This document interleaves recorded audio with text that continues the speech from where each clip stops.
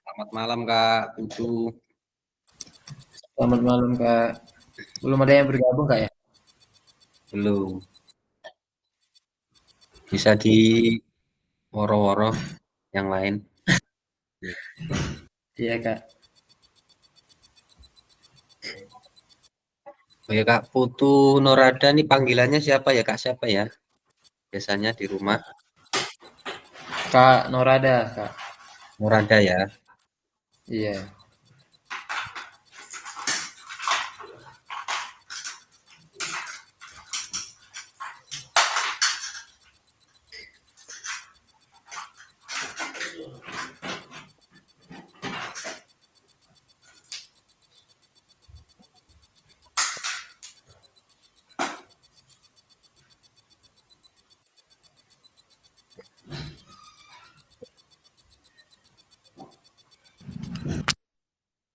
Udah Kak Setia ini udah bergabung. Selamat malam Kak Setia.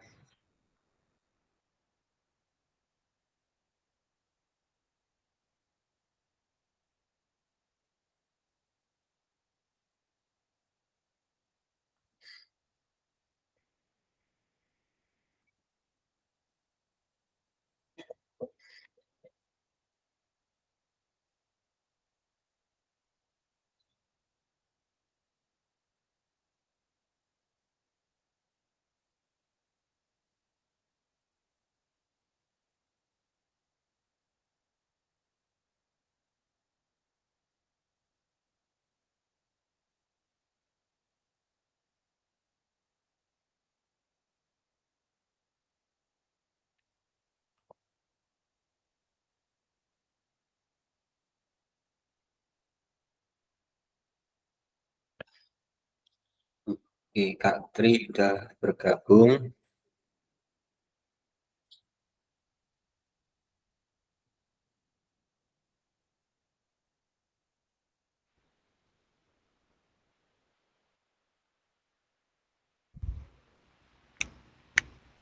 Nah, gimana kabarnya Kak Tri? Lempoh. Lempoh kegiatannya apa ya? Kayaknya sibuk banget ini. Kegiatannya nganter lamaran ke gaya baru. PT Siapanya ini? Bandar Lampung baru. Dari Bandar Lampung. Bandar Lampung ini Jauh masih ya. agak lebih. Ini balik ke Punggur ini, OTW Punggur, ulangan. Perjalanan berapa jam dari Bandar Lampung? Kalau kemarin itu sampai Bandar Lampung jam 9 malam. Sampai kemalaman ya. Malaman langsung OTW Punggur karena ada kelas 1 yang harus diisi ulangannya kan. Karena nggak bisa dibarengkan sama kelas lain karena harus dipandu untuk baca soalnya.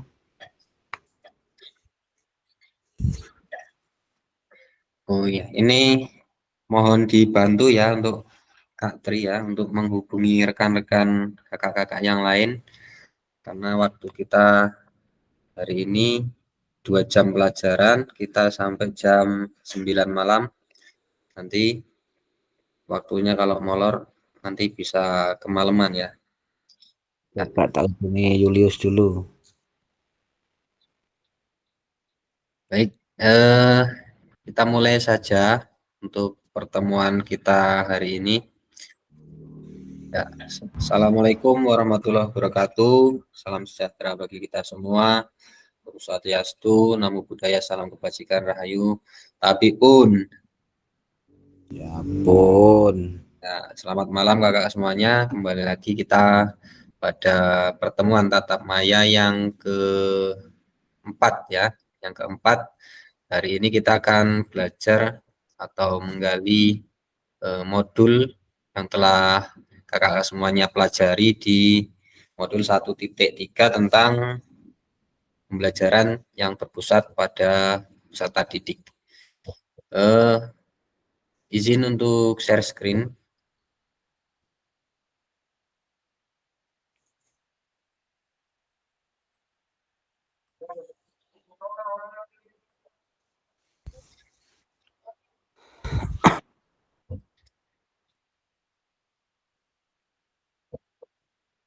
Ya. Apakah sudah terlihat kakak semuanya? Sudah. Sudah ya.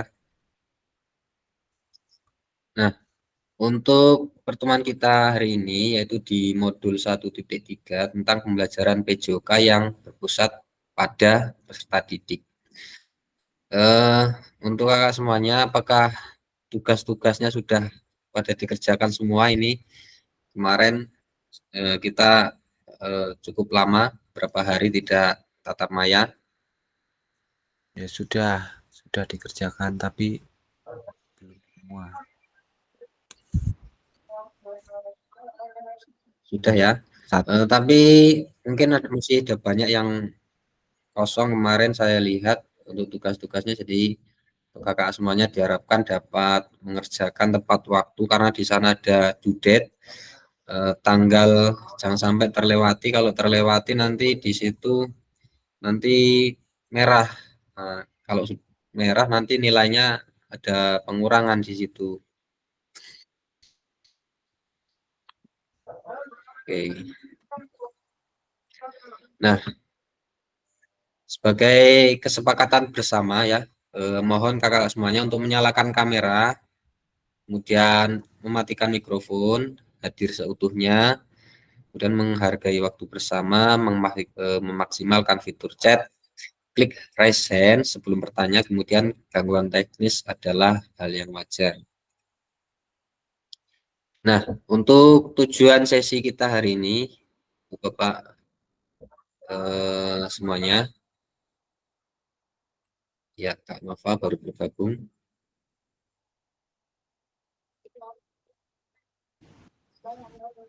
Tujuan sesi kita hari ini yaitu yang pertama adalah untuk memahami konsep pembelajaran PJOK yang berpusat pada peserta didik.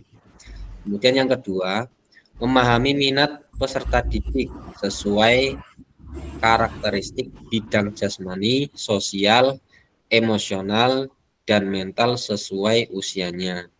Kemudian yang ketiga, menganalisis studi kasus kegiatan pembelajaran PJOK berdiferensiasi. Ya, Kak Iwan juga baru bergabung.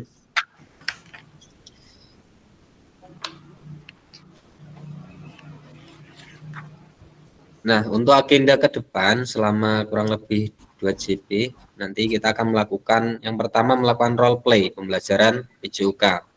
Kemudian yang kedua, mengasosiasi aktivitas pembelajaran dengan puzzle aktivitas. Kemudian yang ketiga, mencocokkan tabel karakteristik perkembangan peserta didik sesuai usia. Kemudian di akhir sesi kita nanti akan menganalisis kegiatan pembelajaran PJOK yang berdiferensiasi. Nah, ini untuk waktunya, jadi 5 menit pertama untuk pembukaan, pengingat, kesepakatan bersama, paparan tujuan sesi, dan penjelasan agenda kegiatan. Dan kita selanjutnya aktivitas pertama yaitu role play atau bermain peran, pembelajaran yang berpusat pada peserta didik. Kemudian 15 menit selanjutnya menuliskan peran guru dan peserta didik dalam pembelajaran SCL di Jamboard. Kemudian yang selanjutnya yaitu aktivitas kedua menelaah berbagai macam karakteristik perkembangan peserta didik dari berbagai jenjang usia. Kemudian mencocokkan tabel karakteristik bidang jasmani, sosial, emosional, mental, dan usia anak. Kemudian aktivitas yang ketiga analisis contoh pembelajaran berdiferensiasi di dalam modul 1.3. Kemudian yang terakhir penutup dan refleksi foto bersama. Nah, baiklah kakak-kakak semuanya, di sini ada bagaimana praktik pembelajaran PJOK yang berpusat pada peserta didik itu. Apa yang menandakannya? Mungkin saya ingin mendengar suara dari Kak Nova dulu, Kak Nova. Boleh on mic, Kak Nova?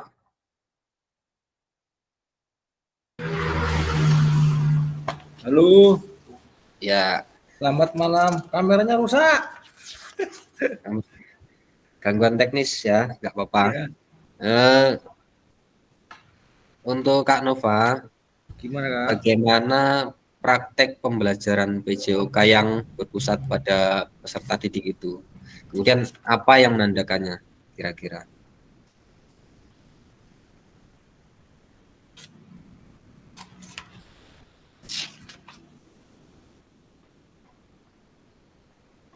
Gimana, Kak? Ulang bisa diulangi, Kak? Terus putus. Apa? Eh, Apa?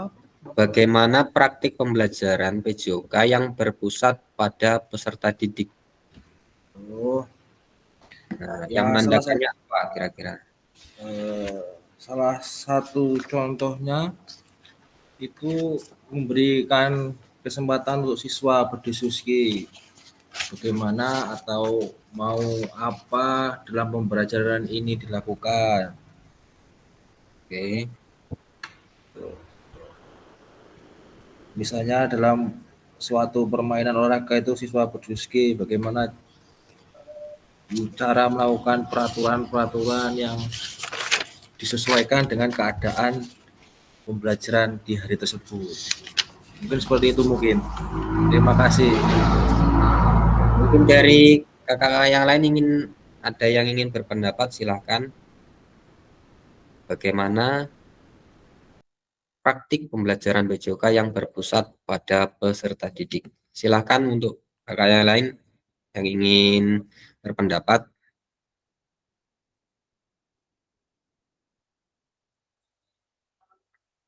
atau mungkin dari Kak Tri, silahkan Kak Tri.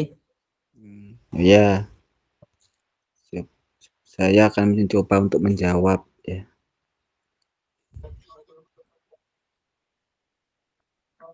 Pembelajaran berpusat kepada peserta didik itu pendekatan yang mana peserta didik lebih fokus utama dalam proses pembelajaran. Terus kemudian untuk menandakan pembelajaran berpusat pada peserta didik antara lain adalah aktivitas belajar yang menarik ya, yang terlibat antara lain yang terlibat lebih mendalam antara siswa dengan siswa atau siswa dengan guru. Nah, di situ bisa berdiskusi terus untuk pemecahan masalah ataupun proyek-proyek yang diberikan untuk dikerjakan secara langsung, terus kemudian kemandirian dalam belajar. Itu dulu coba, nggak tahu betul apa enggak. Itu tidak apa-apa. Beri tepuk tangan untuk Kak Tri dan Kak Nova ya, sudah mengutarakan pendapatnya. Eh, nah, di sini saya akan melanjutkan. Sebelum menjawab pertanyaan, nah ini mari kita bayangkan sejenak dulu beberapa hal yang mungkin terjadi di kelas-kelas kita ya. Nah, di sini ada gambar. Yang pertama itu adalah apakah saat ini kita lebih banyak suara peluit sebagai perintah gerak daripada suara guru saat pembelajaran. Kemudian ada gambar kedua, yaitu apakah saat pembelajaran semua gerakan peserta didik harus sesuai perintah atau komando guru. Nah, mari kita refleksikan bersama dulu, apakah kira-kira masih seperti ini? Kira-kira kalau kita waktu mengajar, kita cenderung banyak komando atau instruksi-instruksi yang harus dilakukan oleh siswa dari guru. Apakah masih sesuai dengan gambar ini atau bagaimana?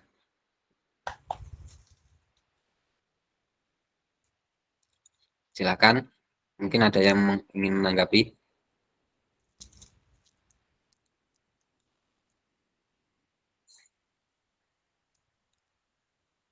Ya, nah coba kita analisis dulu ya. Saya kan punya video. Nah, silahkan disimak video ini. Coba saya play dulu.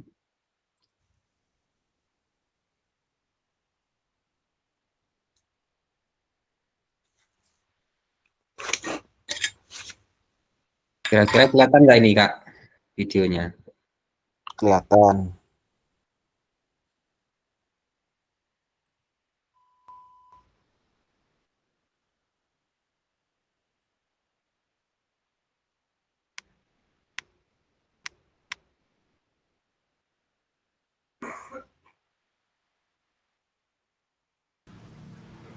Kok nggak ada suaranya, Kak? Apa nggak ada suaranya apa gimana ini?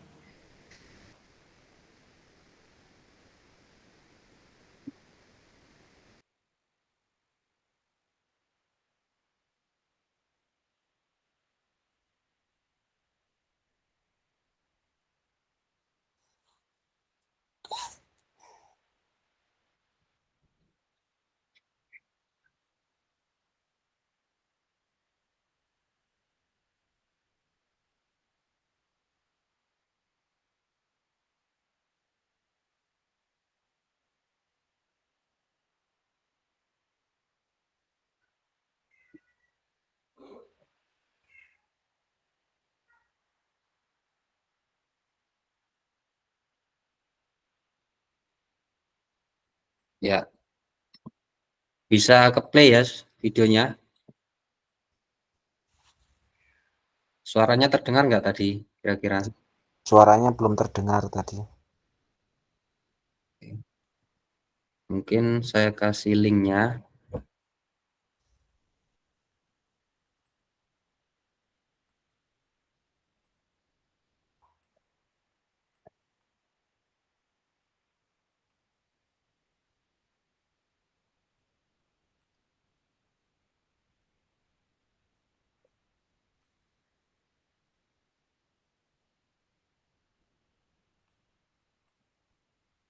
Di kolom chat.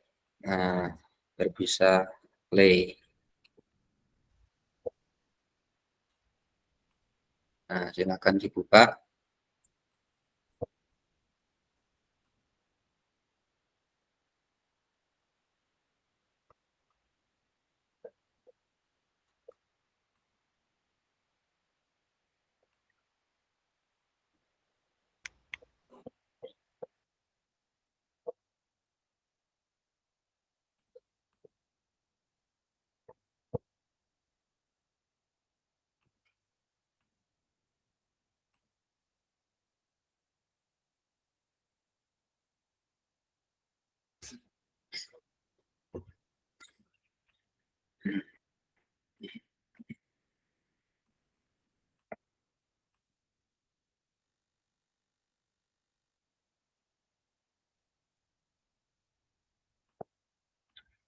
Ya, sudah ya.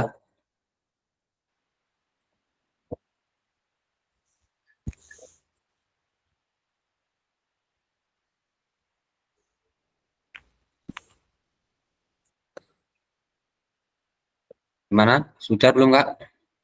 Sudah. Oke.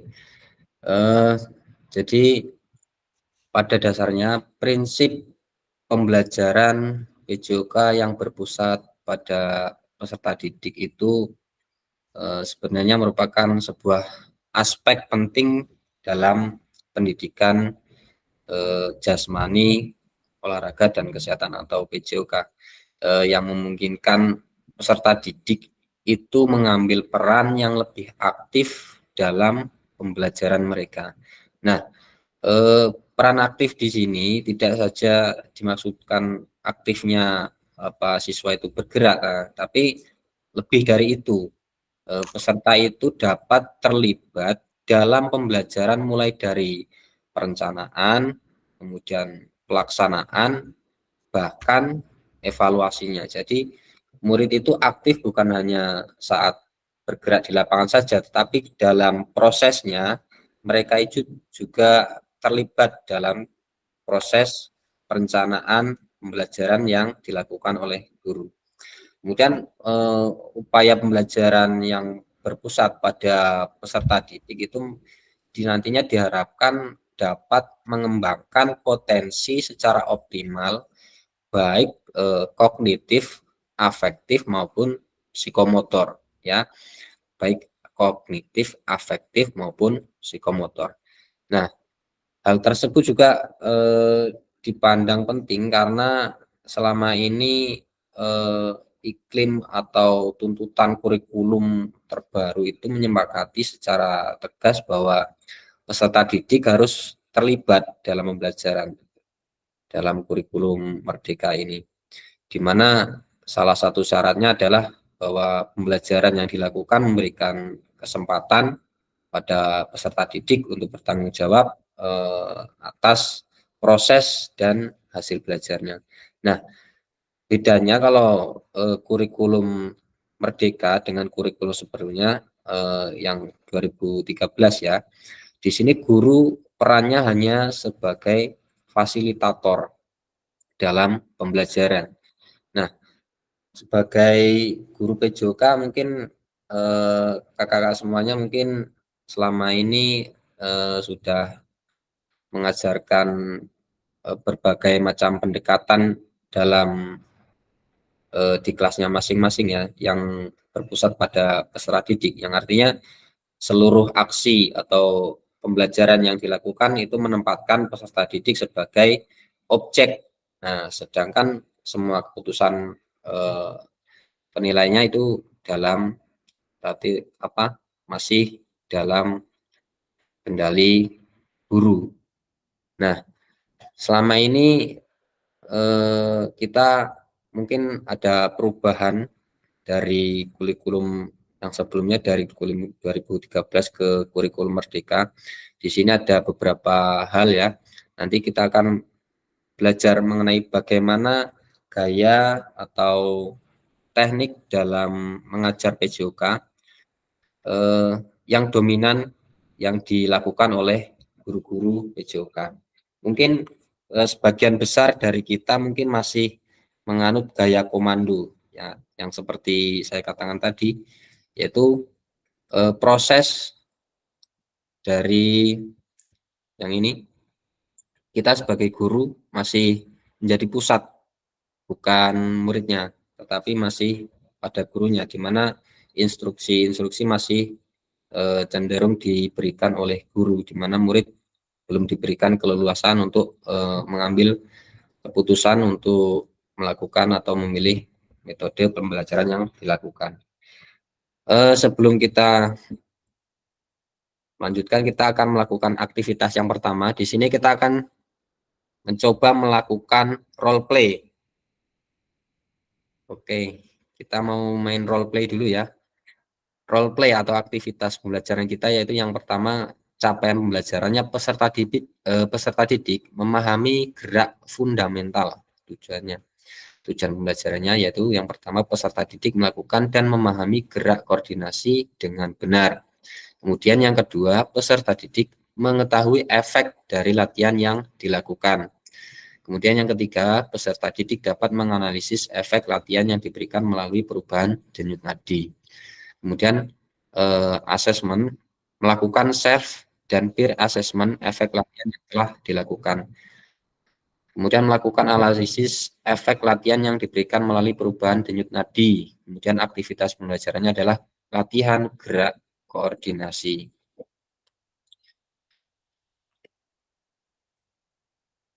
Nah, untuk langkah-langkahnya, nanti kita akan membuat sebuah tes pengukuran denyut nadi. Nah, denyut nadi di sini. Saya akan memberikan link ini di kolom chat.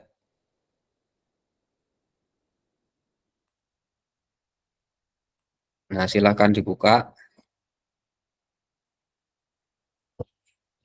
Nah, di situ ada kolom.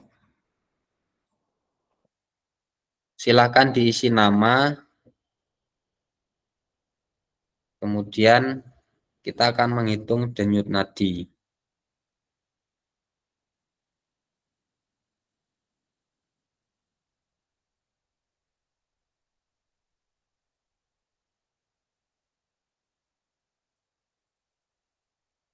Nah, silakan sudah diisi semuanya.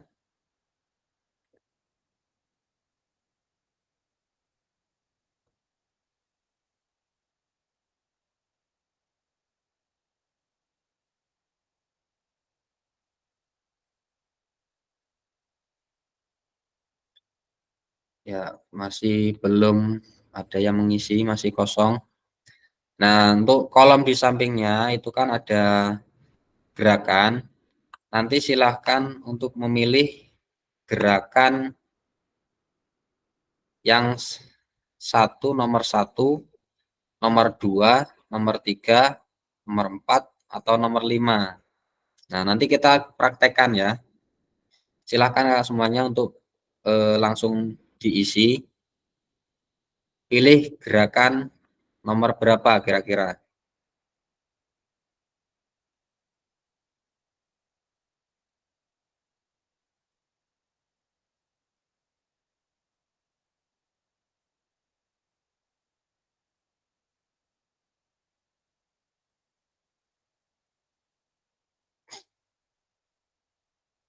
Ya, Kak Nur ada? Sudah?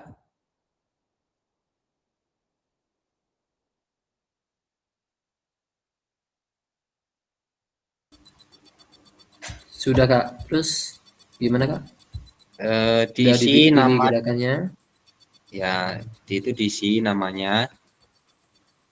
Kemudian pilih gerakan nomor berapa. Kita akan mempraktekannya. Sudah dipilih gerakan nomor 1 Kak. Nomor 1 itu apa tadi Kak? Ini Kak, nomor 1 itu gerakan kombinasi membungkuk dan menekuk. Nomor 2 itu gerakan jumping jack. Kemudian gerakan nomor 3 lari di tempat. Kemudian gerakan yang keempat, gerakan silang tangan menyentuh jari kaki. Kemudian gerakan yang kelima, loncat di tempat. Nah, untuk gerakannya seperti ini.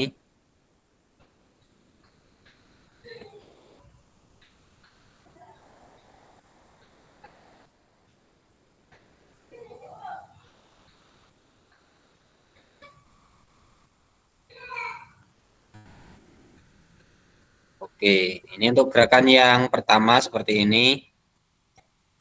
Ini gerakan yang kedua, jumping jack. Kemudian ini gerakan yang ketiga, lari di tempat. Kemudian gerakan yang keempat, tangan silang ke kaki. Kemudian yang kelima, lompat di tempat.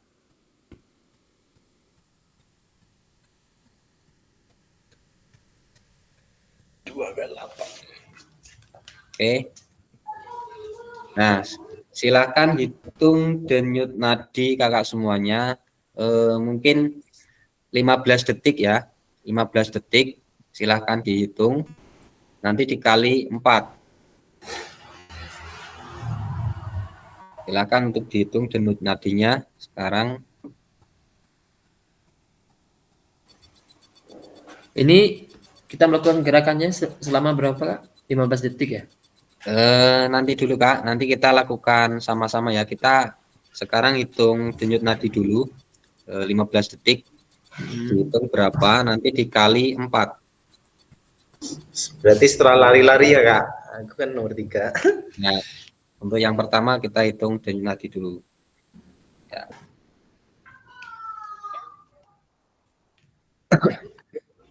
Larinya berapa menit nih Kak? Nanti dulu, sabar. Mungkin bisa on cam ya, Kak Tri, Kak Setia, Kak Denny, Kak Beni, Kak Dwi. Ayo on cam yuk, on cam dulu. Oke. Lari-lari dulu. Nah, setelah dihitung, silakan untuk melakukan gerakan sesuai yang dipilih selama 1 menit. Silakan. 1 menit sih, tak stop buat.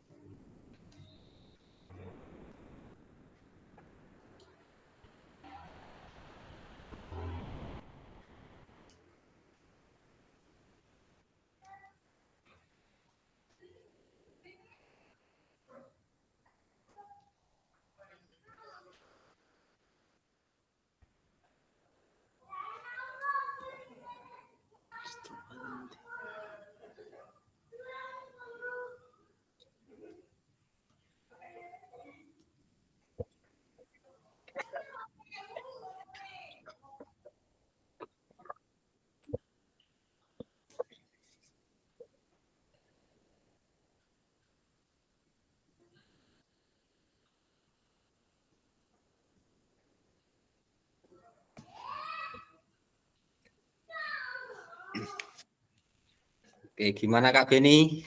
Sudah? Udah, nanti dulu Kak. Malam-malam lari-lari ya. 120.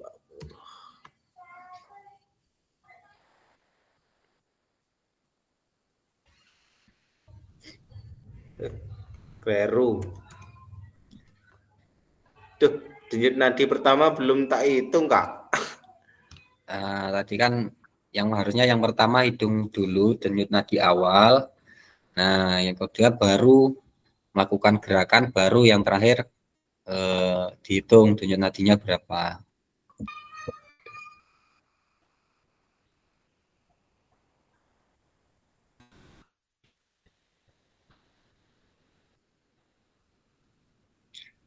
Kak Tri, gimana? Sudah belum Kak Tri?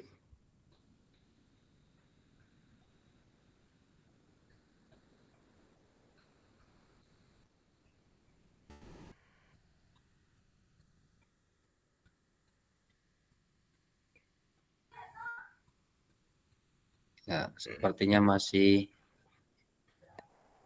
belum kayaknya.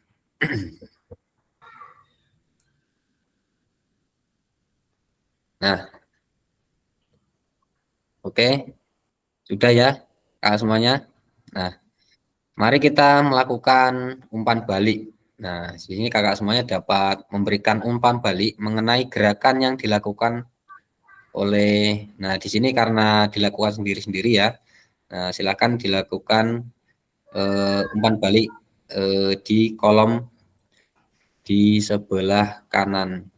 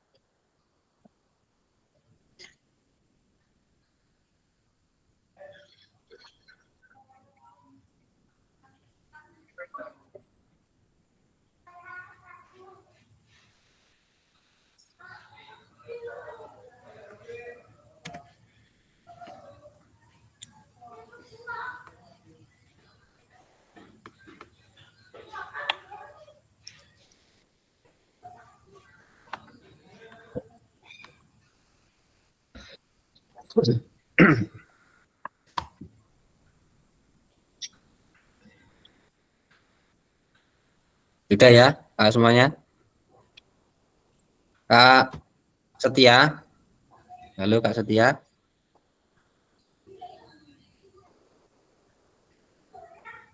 Kak Setia. Iya Kak, lagi di jalan. Gimana? Oh, kira-kira masih mengikuti nggak ini untuk proses ini? Kira-kira Ya, nyimak kok, nyimak. ya Lagi silakan di menyimak jalan Kak. saja. Ya, Ya, masih di nggak jalan. apa-apa ya. Ya, Silakan untuk sambil menyimak ya. ya. Jadi kakak semuanya, bagaimana cara kita untuk melihat apakah latihan yang dilakukan itu sudah benar atau belum kira-kira? Bagaimana Kak Beni? Kira-kira bagaimana kita melihat apakah latihan yang dilakukan itu sudah benar atau belum kira-kira? Cara kita melihat itu dari apanya kira-kira?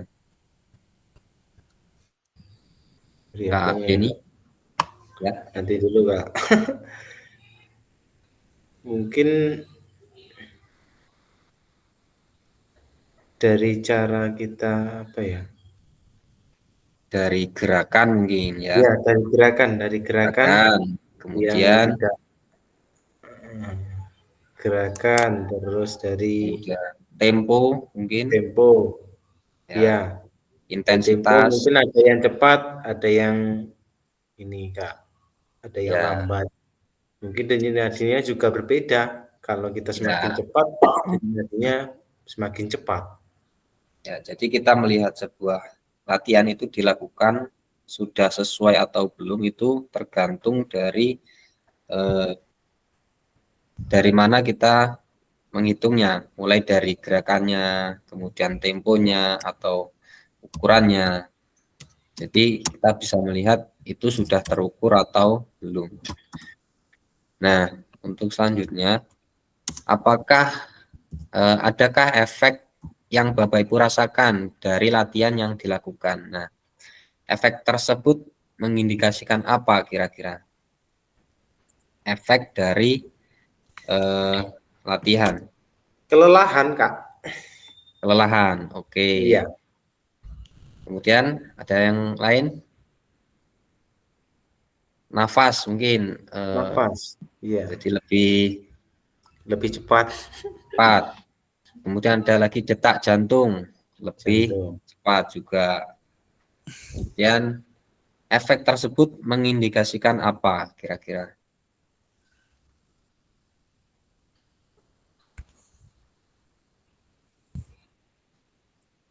Efek tersebut mengindikasikan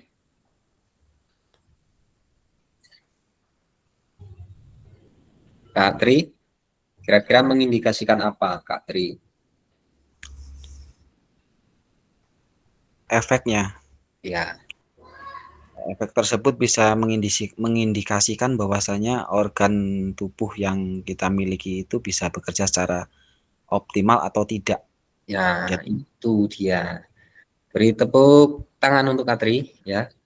Nah, jadi dari efek yang dilakukan itu dapat kita ketahui apakah kebugaran kita itu maksimal atau belum, fungsi dari organ tubuh kita itu berfungsi atau tidak ya.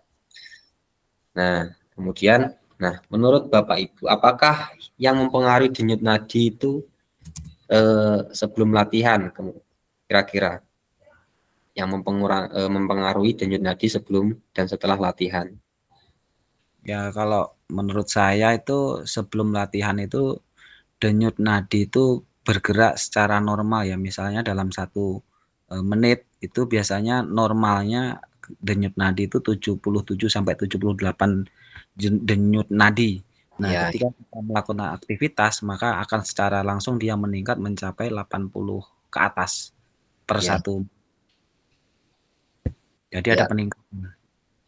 Ada peningkatan di situ ya, kira-kira sebelum melakukan aktivitas denyut nadi berdenyut secara normal, kemudian setelah adanya aktivitas yang dilakukan yaitu tadi gerakan ada jumping jack atau lari di tempat. Nah, di situ ada peningkatan jumlah denyut nadi.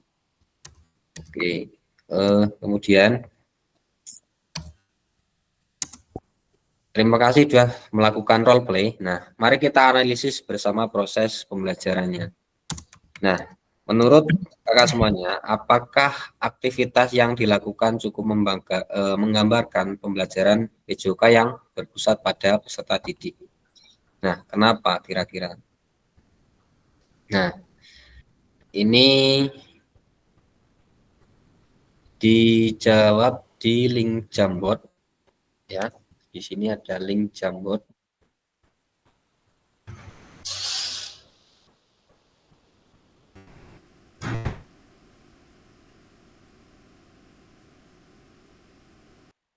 Ya, sebentar ya. Link Jamboardnya nanti dituliskan di link Jamboard.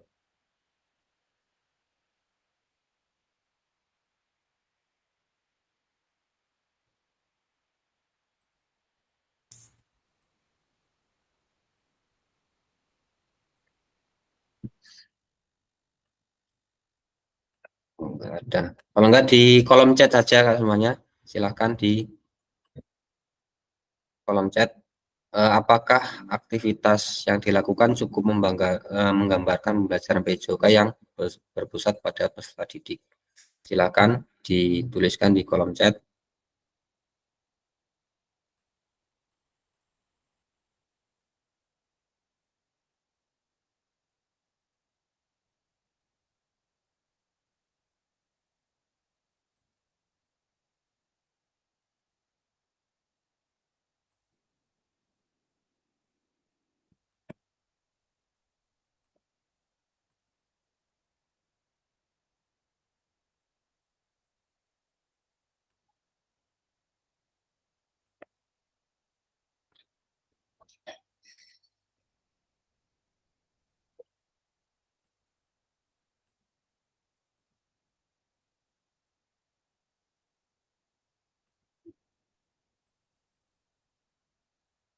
Gimana kira-kira?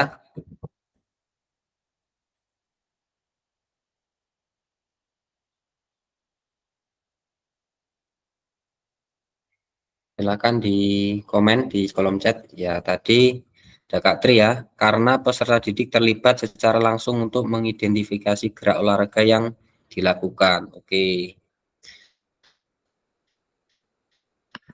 mungkin kakak yang lain, silakan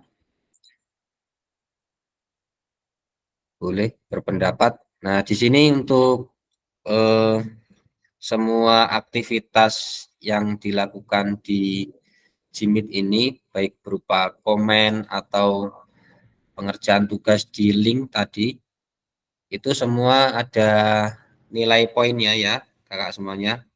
Ada nilai tambahnya untuk keaktifan dalam berdiskusi, walaupun hanya di kolom chat, tetap ada poin yang diberikan. Silakan untuk dapat berkomentar di kolom chat.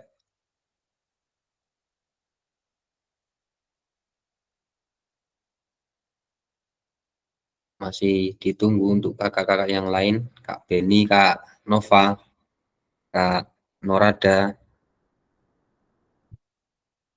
Apakah pembelajaran yang dilakukan menggambarkan pembelajaran yang berpusat kepada peserta didik?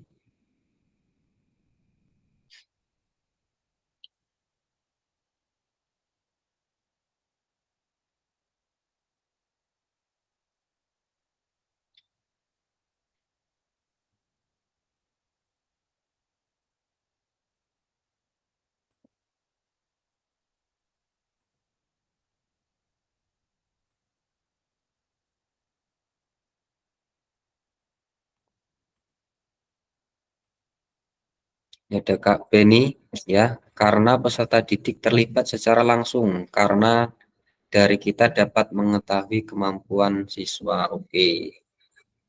Ya, silakan kakak-kakak yang lain dapat menuliskannya di kolom chat.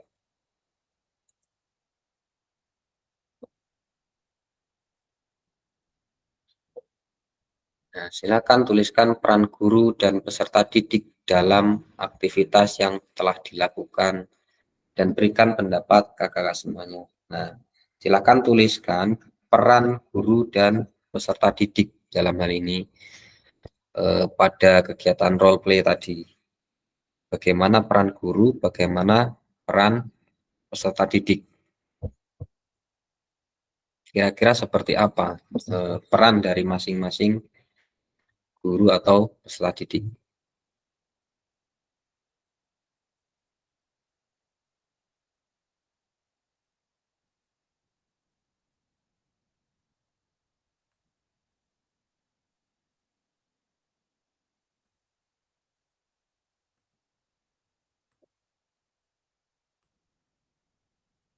Ini ada Kak Nova, iya karena peserta didik terlibat secara langsung dalam proses pembelajaran tersebut.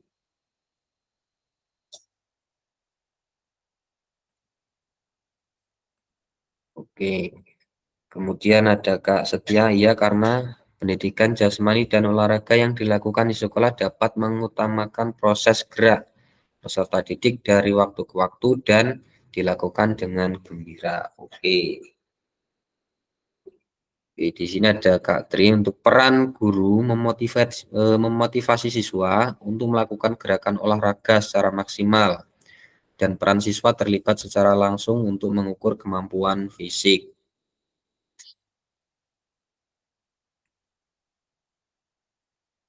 Ada Kak Norada ini. Ia menggambarkan karena peserta didik melakukan gerakan secara langsung dan mengidentifikasi gerakan tersebut secara mandiri dengan cara menghitung denyut nadi.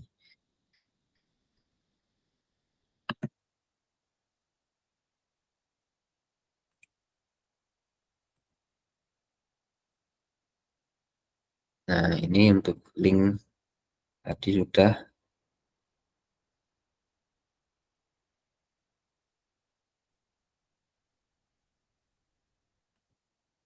Ini ada video lagi.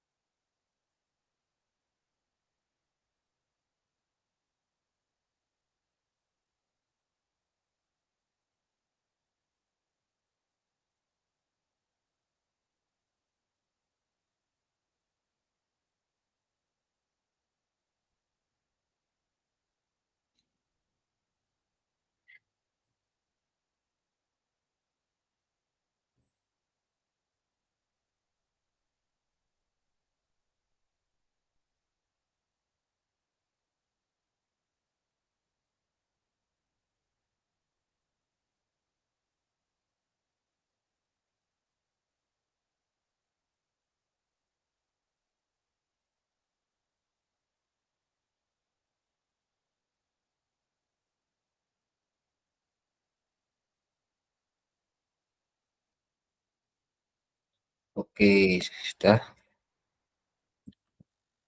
Close dulu.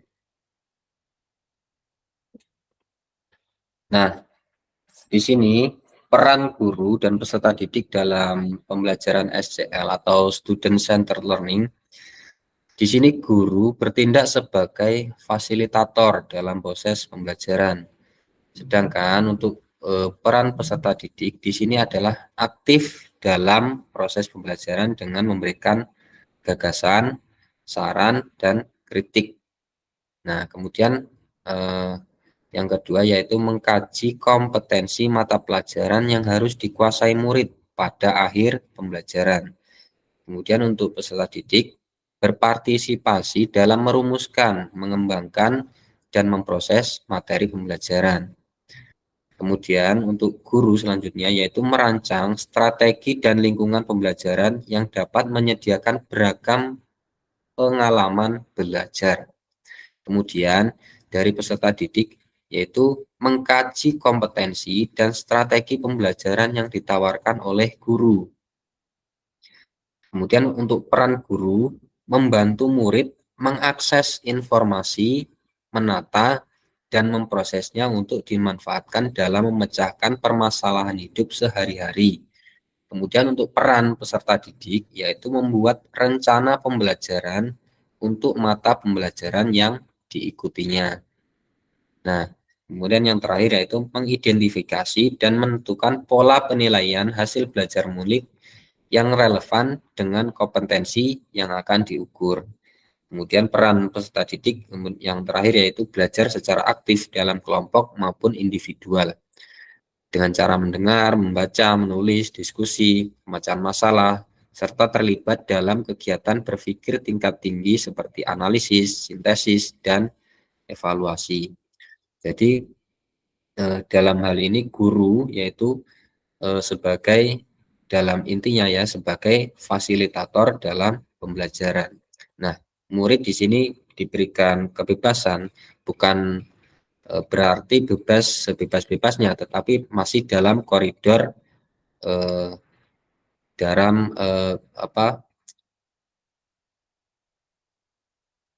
monitor ya, masih dalam monitor oleh guru, masih diberikan pilihan oleh guru begitu. Kemudian dalam SCL guru akan berperan sebagai fasilitator dalam proses belajar. Peserta didik akan dilatih untuk memiliki tanggung jawab atas kegiatan belajarnya dengan panduan guru sebagai fasilitator agar materi, kegiatan, dan pengukuran pembelajaran masih dalam koridor capaian pembelajaran yang diharapkan. Nah, dalam hal ini guru dapat mendorong perkembangan peserta dalam karena guru bukan satu-satunya sumber dalam belajar. Karena zaman teknologi seperti sekarang ini, murid itu mengakses informasi itu dari mana saja, itu bisa dari internet, dari Google, dari TikTok, dari YouTube, itu semua bisa. Nah, sebagai guru, nah kita harus memfasilitasi, mengarahkan agar pembelajaran yang dilakukan tepat sasaran. Nah, jenis-jenis pembelajaran student centered learning. Nah, kira-kira sudah pernah mendengar belum gaya-gaya mengajar student centered learning, pembelajaran yang berpusat pada peserta didik? Kira-kira seperti apa model-model pembelajaran yang berpusat pada peserta didik? Apakah ada yang tahu kira-kira semuanya? Kalau ada yang tahu silakan boleh dituliskan di kolom chat.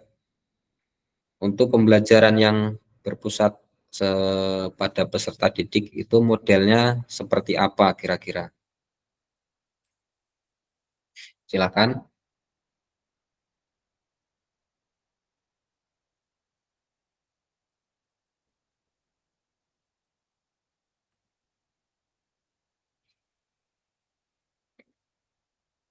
Mungkin Kak Denny. Halo Kak Denny. Iya Kak.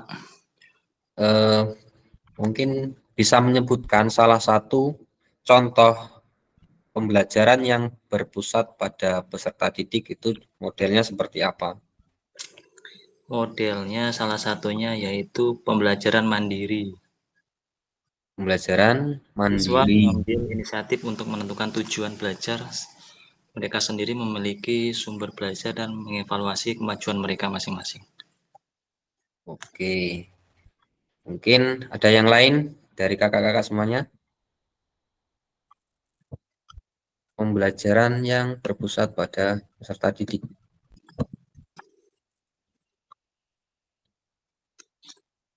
Student learning. Nah, ini ya, ada 9 macam jenis-jenis pembelajaran student centered learning. Nah, yang kita lakukan tadi kira-kira ada nggak? Kira-kira tadi kita adalah main apa kira-kira tadi? Kita bermain role play ya, semuanya. Itu termasuk salah satu pembelajaran yang berpusat pada peserta didik atau simulasi, melakukan kegiatan simulasi. Kemudian di sini ada 9. Yang pertama yaitu small group discussion atau diskusi dalam kelompok kecil gitu. Kira-kira di modul di LMS sudah dibaca belum ini? Kira-kira kemarin. Kan ada toh di modul untuk 9 macam student centered learning.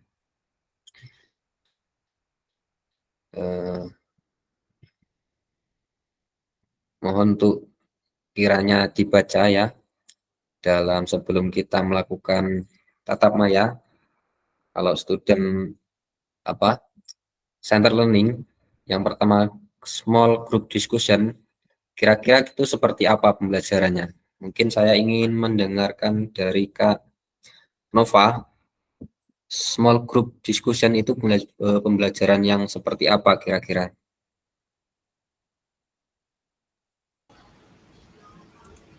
Ya Kak, metode diskusi Kak. Ruang pembelajaran melibatkan antara kelompok peserta didik dan kelompok peserta didik atau kelompok peserta didik dengan pengajar. Ya, oke, tepat sekali ya. Jadi small group discussion itu adalah sebuah metode diskusi yang dimana kita melibatkan antara kelompok peserta didik dan kelompok peserta didik yang lain dan pengajar.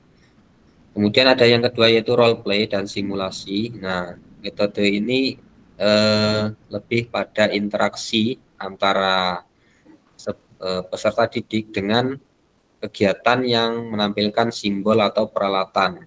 Ya, bisa menggunakan alat, di mana proses dan kejadian atau hal yang sebenarnya terjadi. Kemudian yang ketiga adalah discovery learning. Nah, metode ini berbentuk pemberian tugas belajar.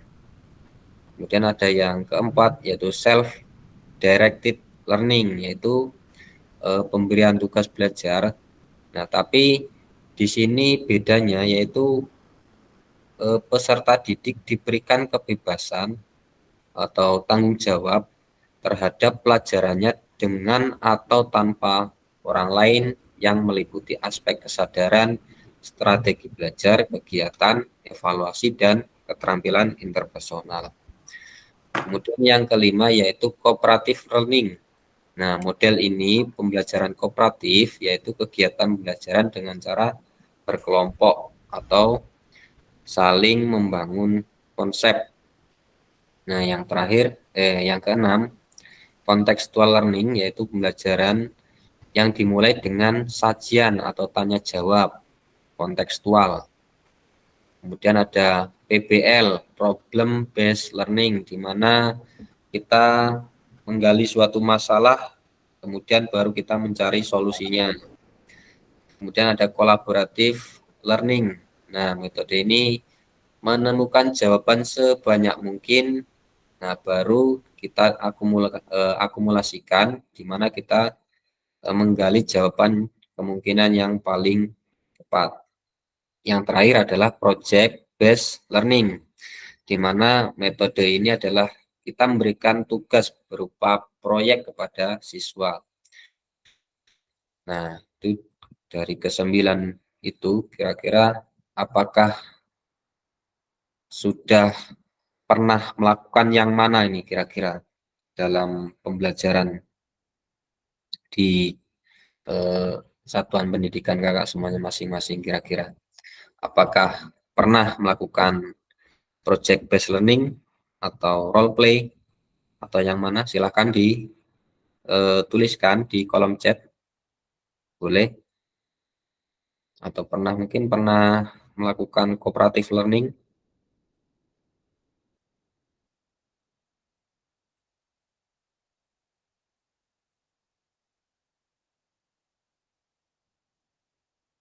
Silahkan.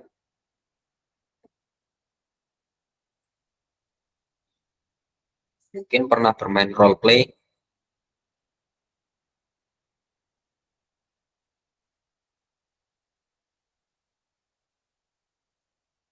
Role play, oke. Ada Kak Tri ya. Pernah bermain role play dalam materi kebugaran jasmani.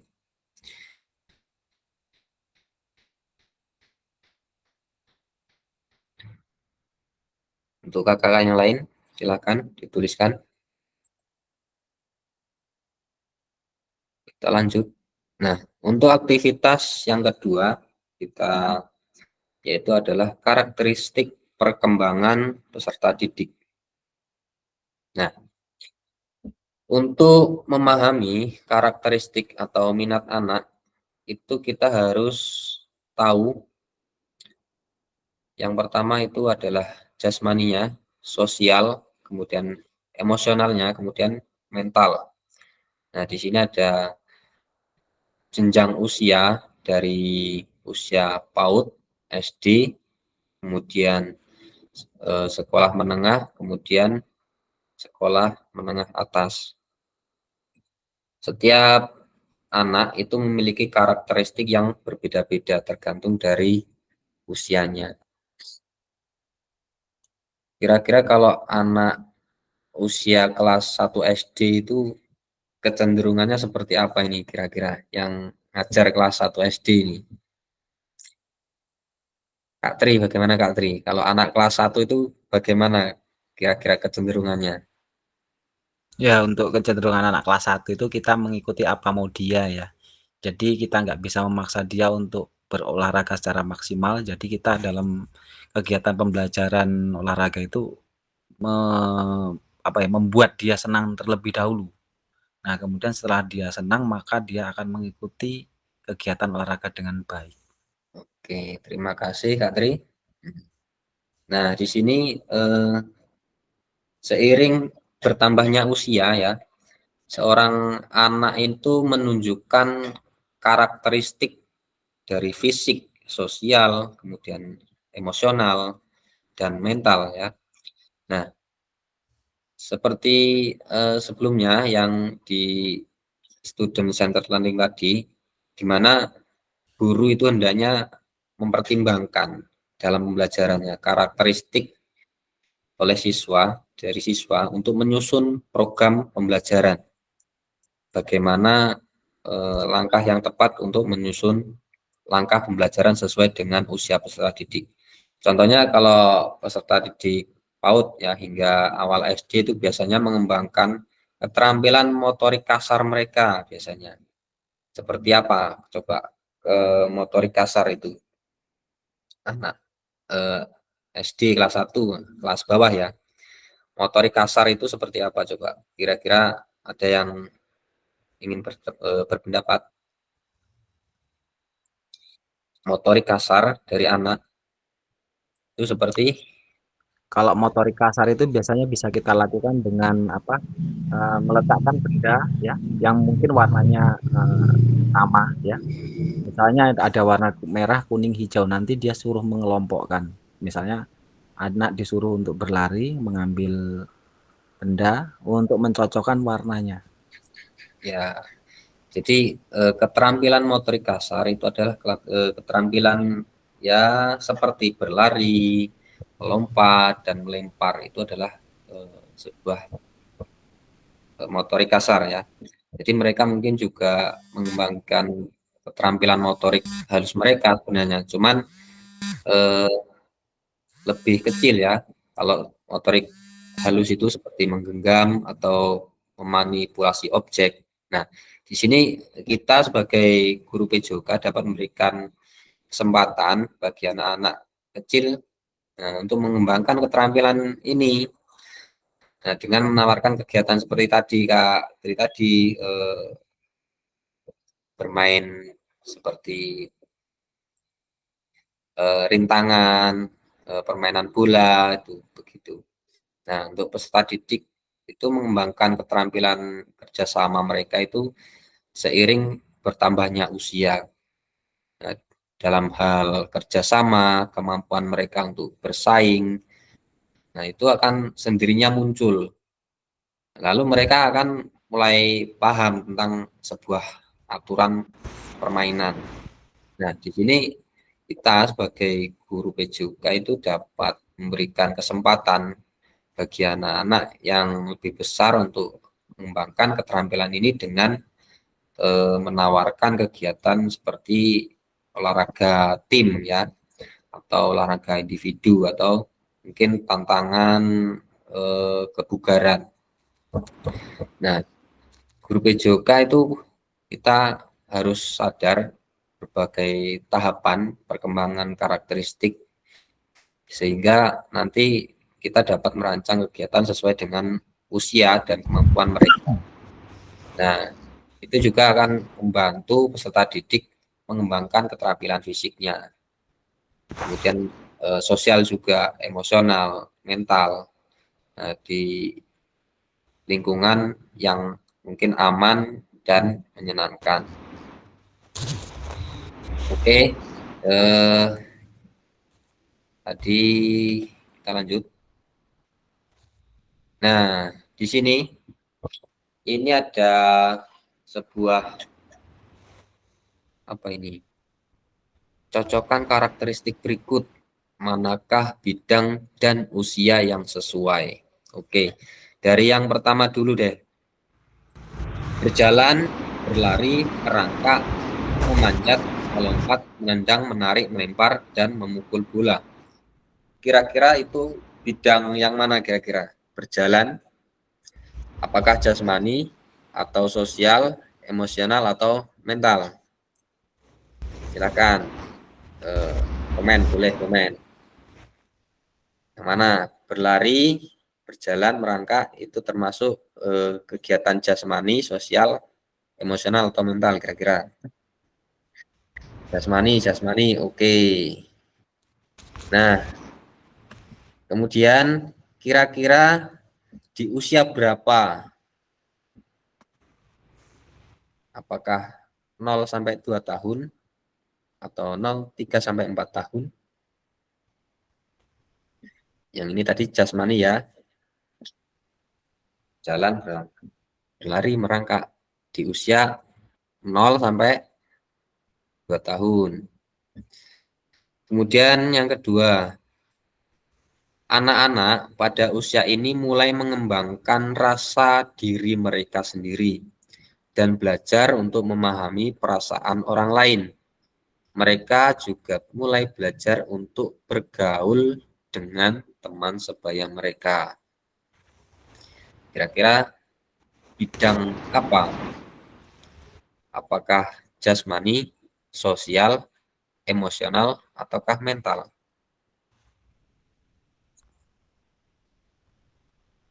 Boleh komen on mic, boleh juga boleh. Sosial, oke. Di usia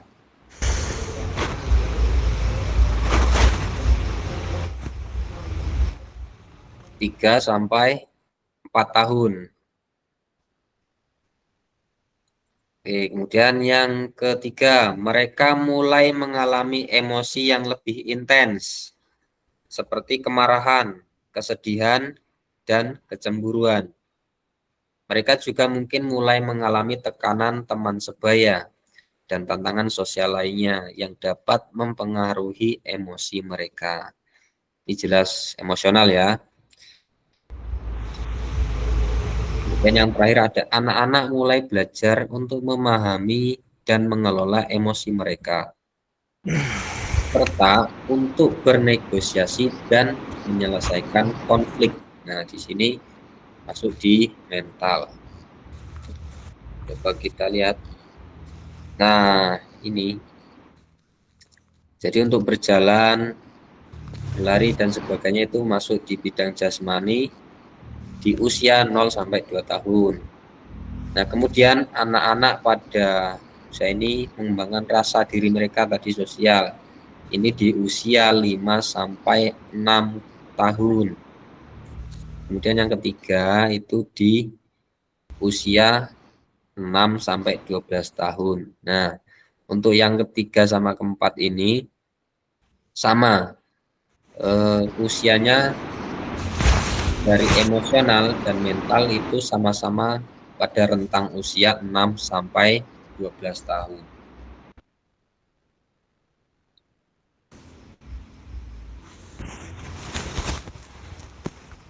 Oke. Nah, untuk perkembangan karakteristik ya dari sosial anak itu terjadi secara bertahap ya dari waktu ke waktu. Jadi peserta didik itu belajar keterampilan sosial yang berbeda itu pada usia yang berbeda juga. Kemudian keterampilan mereka juga terus berkembang itu sesuai atau seiring dari bertambahnya usia mereka atau pengalaman yang mereka miliki. Kemudian perkembangan keterampilan sosial anak itu ditandai dengan serangkaian perubahan yang terjadi pada cara mereka berinteraksi dengan orang lain. Nah, perubahan ini juga terjadi secara bertahap dan dipengaruhi oleh beberapa faktor termasuk usia, lingkungan, mungkin juga pengalaman anak tersebut.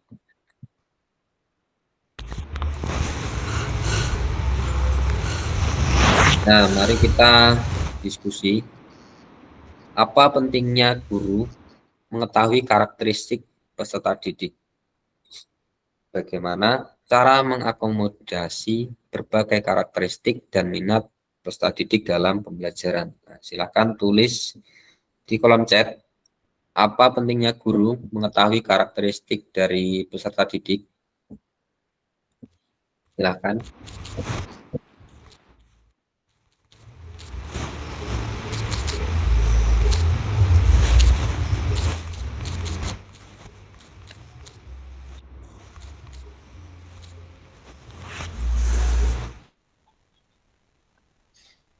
Kira-kira kenapa guru itu penting sekali untuk mengetahui karakteristik dari peserta didik?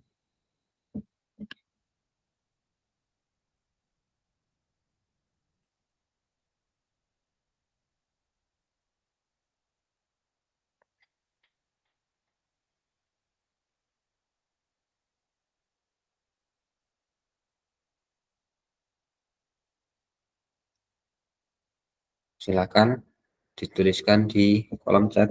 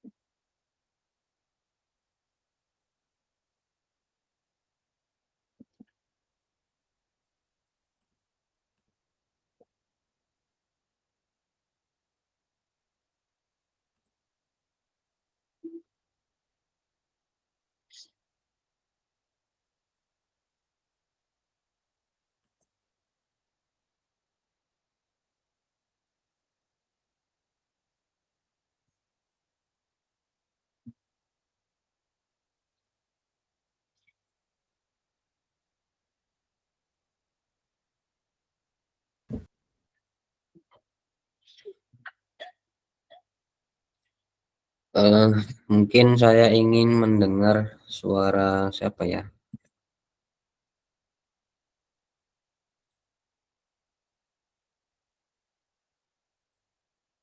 Kak Dwi ada? Kak Dwi?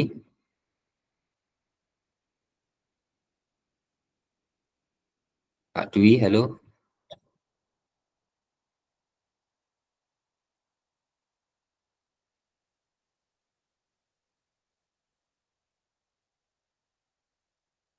Masih belum respon Kak Dwi.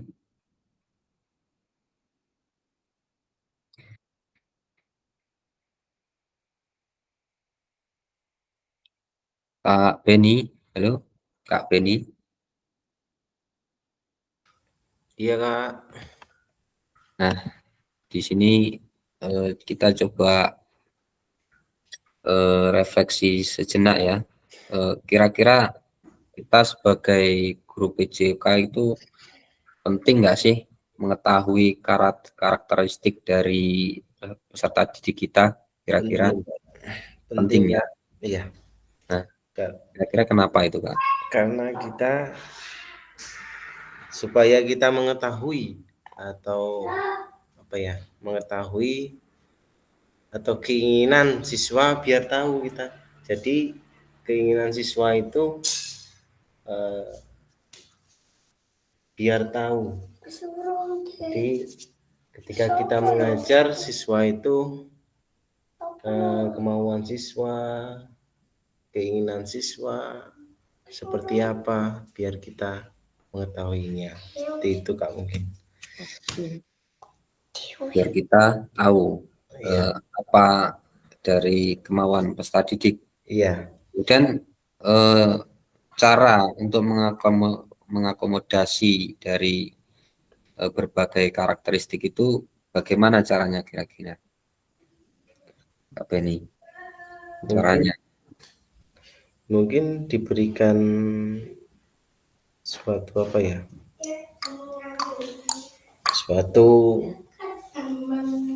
uji coba atau contoh seperti dia melakukan seperti apa ya, kita ibaratnya bola voli ya, kita laksanakan bola voli, dia itu kemauannya seperti apa, apakah dia merespon banget atau tidaknya, seperti itu. Karena kalau seperti itu kan kita tahu karakteristiknya, ternyata anak ini agak tidak mau seperti permainan bola voli seperti itu. Oke, baik, terima kasih Kak Beni. Ya, beri 2 tepuk untuk Kak Beni. Iya.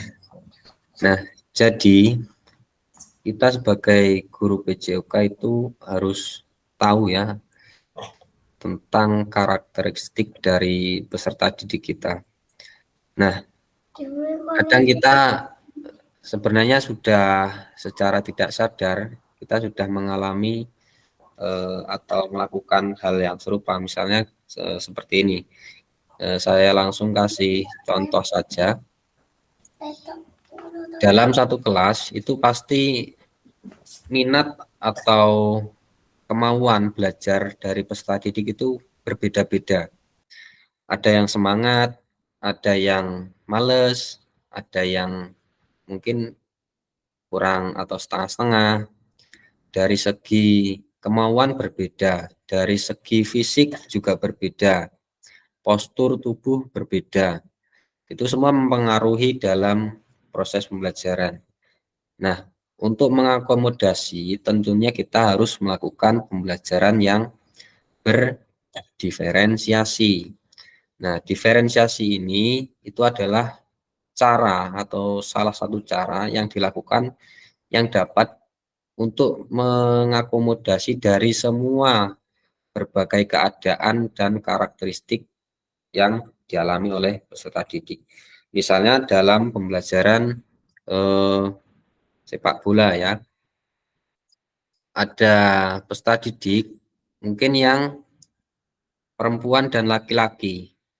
Nah, tentu yang laki-laki dari segi fisik, postur tentu lebih kuat dan lebih bisa melakukan tendangan passing.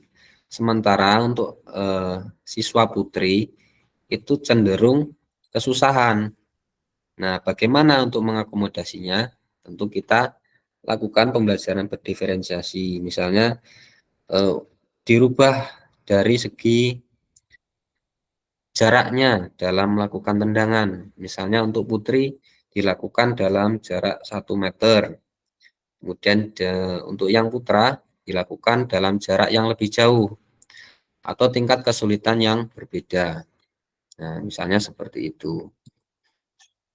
Nah, nih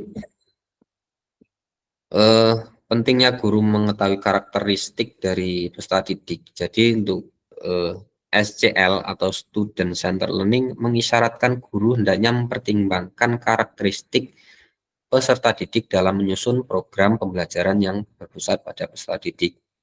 Nah, bagaimana cara mengakomodasinya, yaitu dengan pembelajaran berdiferensiasi. Nah, sekarang kita masuk ke pembelajaran berdiferensiasi. Pembelajaran berdiferensiasi itu adalah usaha guru untuk menyesuaikan pembelajaran di kelas untuk memenuhi kebutuhan belajar individu murid. Itu dari Tomlinson. Nah, di sini ada 3 macam diferensiasi. Yang pertama adalah diferensiasi konten, kemudian proses, yang ketiga adalah produk. Nah, di mana diferensiasi konten itu merujuk pada strategi yang membedakan pengorganisasian dan format penyampaian konten. Nah, konten adalah materi pengetahuan atau konsep dan keterampilan yang perlu dipelajari peserta didik berdasarkan kurikulum. Kemudian ada diferensiasi proses, merujuk pada strategi yang membedakan proses yang harus dijalani oleh peserta didik yang dapat memungkinkan mereka untuk berlatih dan memahami isi konten. Kemudian ada diferensiasi produk, di mana ini merujuk pada strategi membedakan produk hasil belajar murid, hasil latihan, penerapan, dan pengembangan apa yang telah dipelajari. Kalau mungkin ada kakak semuanya yang ikut PPG ya, di situ juga ada diferensiasi konten, proses, dan produk. Tapi itu secara umum. Nah, di PKG PJOK ini ada materi khusus untuk PJOK. Di sini di mana diferensiasi itu dibagi lagi. Khusus untuk PJOK ada yang namanya intratas dan intertas. Nah, kira-kira dari kakak semuanya ada yang tahu apa tidak ini? Intratas dan intertas. Intratas dan intertas. Kira-kira ada yang tahu tidak ini? Kak Tri? Halo Kak Tri?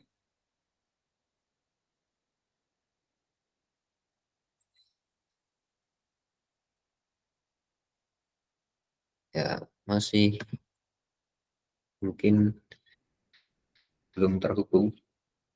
Kak Norada. Kak Norada.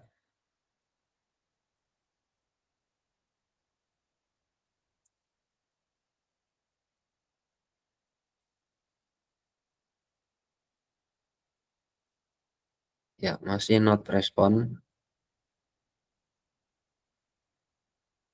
Ya, Kak Fandi, silahkan Kak Fandi. Ya, Kak Fandi silahkan. Ya Kak, Ya, silahkan Kak Fandi. Apa itu intratas dan intertas? intratas itu antara interaksi siswa dan guru. Interaksi antara siswa dan Guru. guru. Kalau intertas, Intertas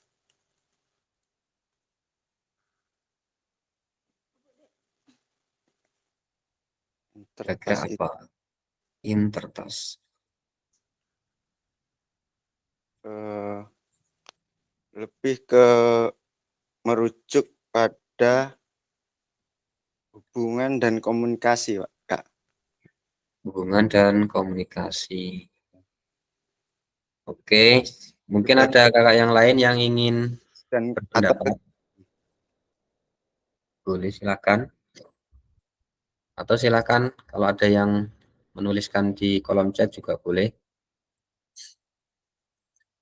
Diferensiasi ada 3, yaitu konten, proses, dan produk. Nah, di mana konten di sini dibagi 2, ada intratas dan intertas.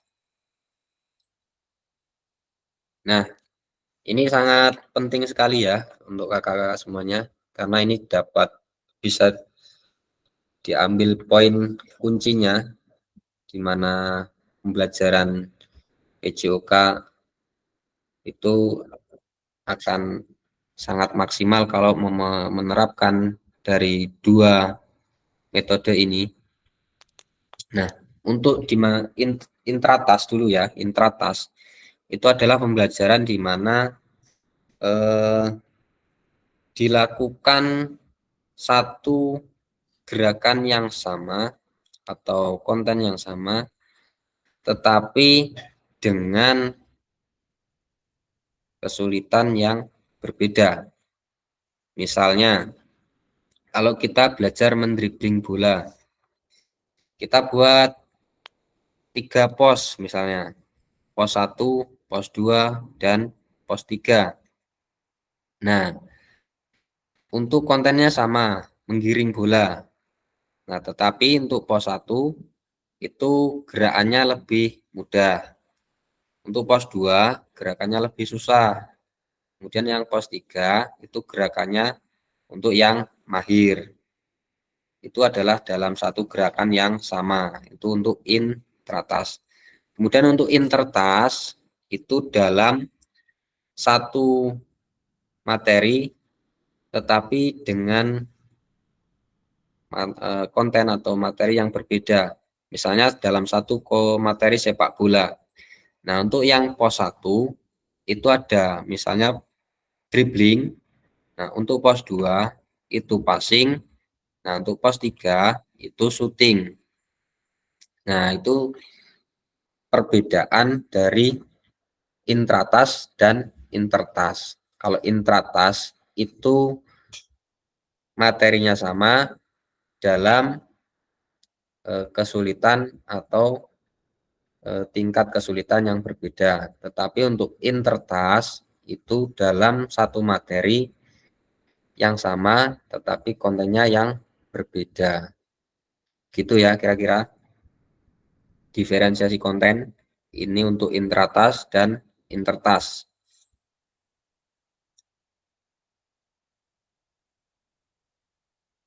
Oke. Nah, setelah membaca dan berdiskusi situasi pembelajaran 1 dan 2 tentang contoh langkah-langkah pembelajaran diferensiasi di LMS. Nah, kira-kira apakah ada kendala yang kakak-kakak semuanya alami dalam melakukan strategi pembelajaran berdiferensiasi dalam PJOK?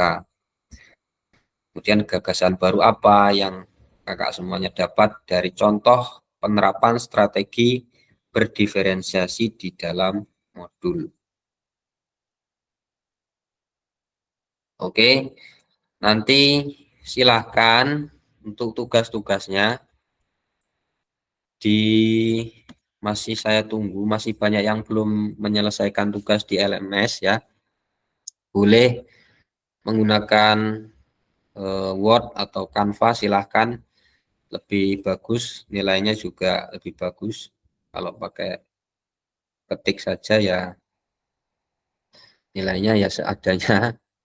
Boleh, silakan diperbagus untuk tugasnya.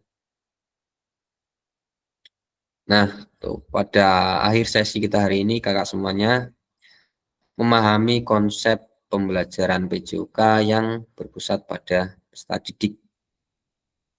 Memahami minat peserta didik sesuai dengan karakteristik bidang jasmani, sosial, emosional, mental, sesuai dengan usianya.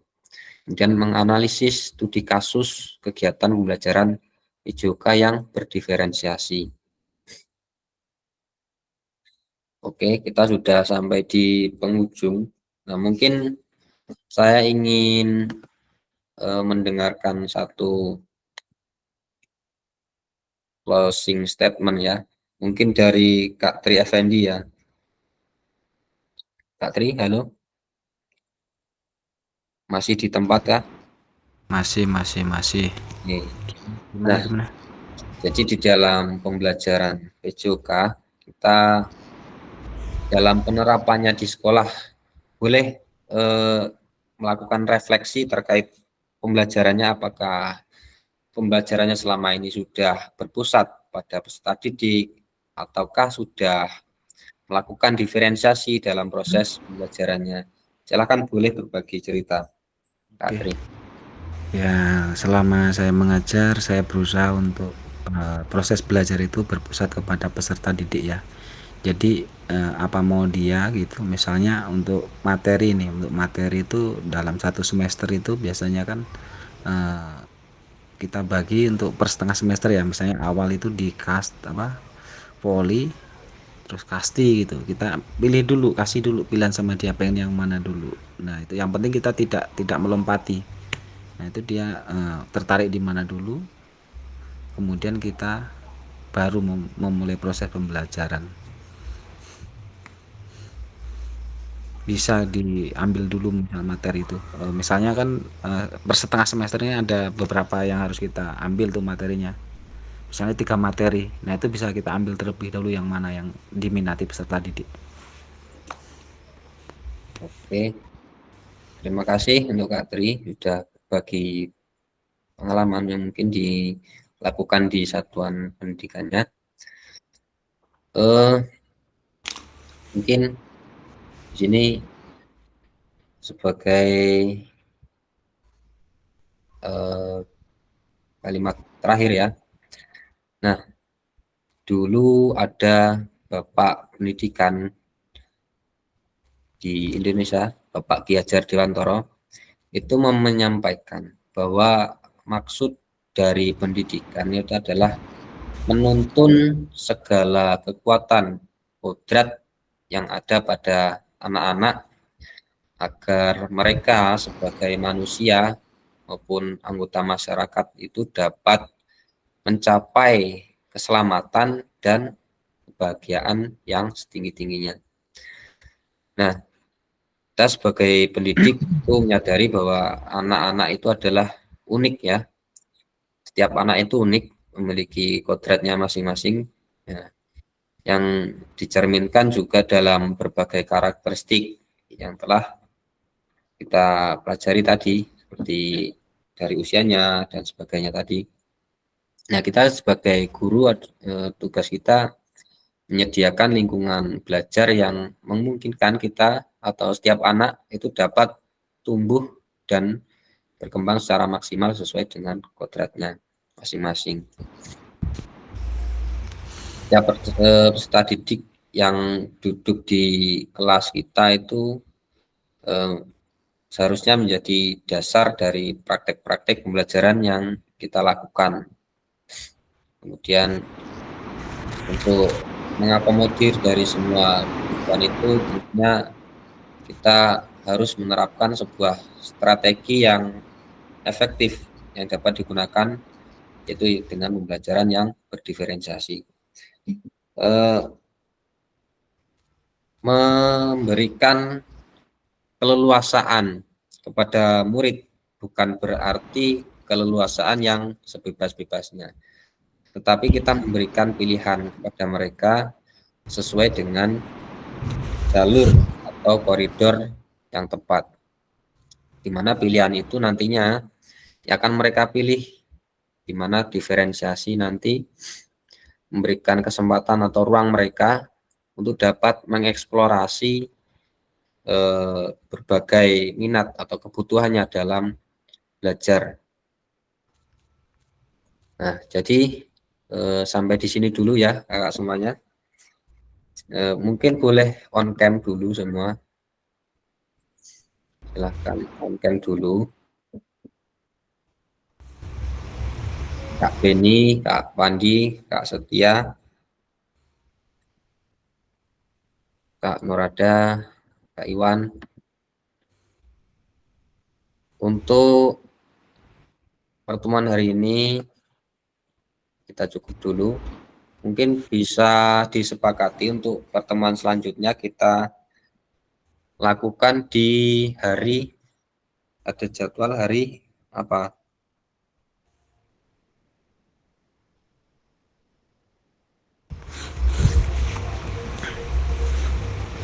Coba lihat kalender.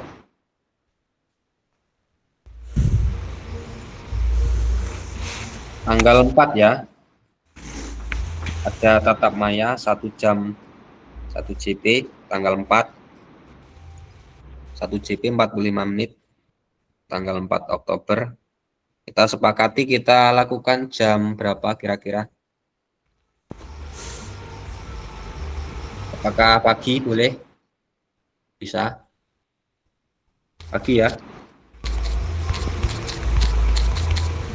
Jam 9.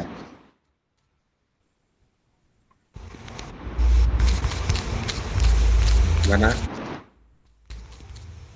Saya siap saja. Oke, siap. 1 JP nanti hari tanggal 4 hari apa? Hari Jumat. Hari Jumat ya, jam 9. Oke. Baik. Silakan on cam kita foto dulu ya Kak semuanya. Masih semangat nggak ini? Semangat. Masih. Malam-malam harus semangat. Yuk, kita screenshot dulu kegiatan kita. Ya, boleh di screenshot. Ya kan? Oke, terima kasih semuanya. Kita lagi pada hari Jumat jam 9 pagi. Untuk hari ini kita cukup ya. Terima kasih kakak semuanya. Semoga tetap sehat, tetap semangat, tetap menjadi guru yang selalu dirindukan oleh murid-muridnya. Karena guru PJOK ini selalu dirindukan oleh Pasti itu. Nah, ya, terima kasih ya semuanya. Saya akhiri. Wassalamualaikum warahmatullahi wabarakatuh. Selamat malam. Sampai jumpa. Waalaikumsalam. Silahkan boleh live.